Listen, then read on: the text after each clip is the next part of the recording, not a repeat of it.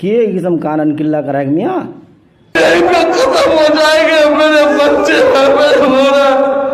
मैं इसके बाद कभी भी राजनीति में उठ नहीं पाऊंगा। ये मेरा जिंदगी का। तुमरा जाने जाग ईचुकू वही गद्दार इजहार आसपुर बेटा जे MIM से जीते जार बाप चले जेल RJD पार्टी ज्वाइन है जेल वारा बेटा छुकू यार कानन किल्ला ला दक यार कानन किल्ला दखे तो एकटा बात तय छोक दे इस बार सीमांचलोत अरबिल खसूस कोचा धा मनोत ई बहुत बड़का सैदा बाने छोड़बे 2017 बान से भी बेसी है तो कहने यार कानन किल्ला ला दक।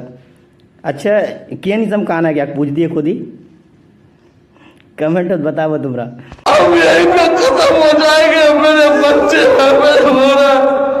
मैं इसके बाद कभी भी राजनीति में उठ नहीं पाऊंगा। ये मेरा जिंदगी का पहला राजनीतिक करियर है। अगर इस बार मैं चुनाव में अगर नहीं जीत सका, मेरी राजनीतिक करियर, मेरा पॉलिटिक्स, मैं बचपन से लेकर के आज तक जो आप लोगों का खिदमत